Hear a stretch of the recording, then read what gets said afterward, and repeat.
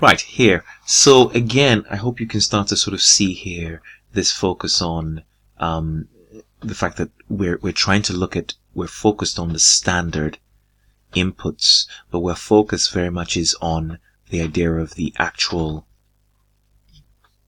output. We're not really talking again about budgeted output.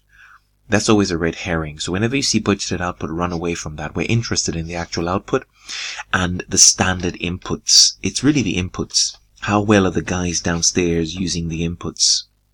Let's look at this. This is an input of labor now. We expect you to use 24 minutes on a watch.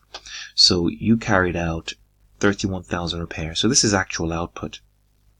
31,000 repairs, and we expect you to use 24 minutes. I'm going to use this in terms of hours because I'm more comfortable with it, because we're looking at £12 per hour. So that is equal to 0.4 hours, isn't it? This is equal to 0.4 hours. So if you have 31,000 repairs, 0.4, that brings us to 12,400 hours. So we expect you to use 12,400 hours to make, or to deal with 31,000 repairs. That's what we expect, right?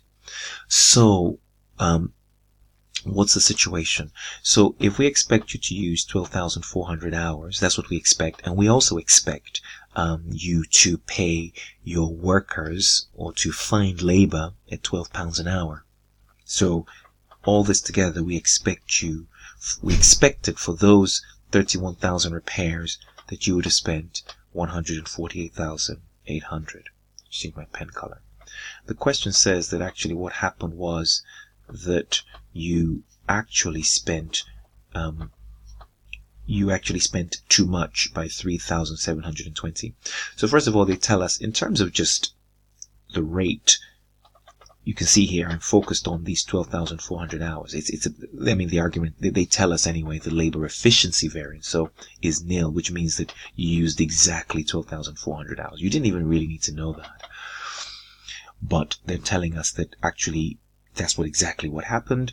The question is, what is the actual wage rate? And they're telling us you used an extra 3,720, which takes us to 152,520. So they're telling us you actually spent 152,520 on the 12,500 hours.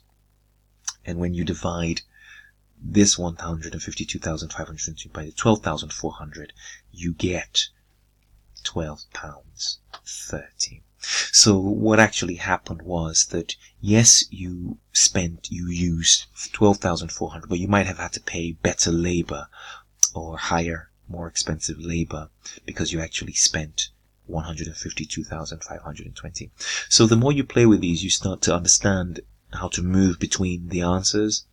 If you like, sometimes they might have given you this total and asked you to calculate the 3,720. So you would have kind of done this. This is similar to the question we just did. So it's about just getting familiar with the language, and hopefully you'll get more practice with that. But the key argument here is this: find the number of hours you should have used making actual output, which is where we're in the ground floor, right? That we are in production. We want to see what actually happened. As far as the production guys they're fine. They've met their budget. They didn't over. In terms of efficiency, it's zero. No efficiency variance. That's great. But in terms of buying in the labor, which is the purchasing manager, and we have some problems of 30p, if you like, difference on each hour. Great stuff. So that's the answer to that. So the answer is D.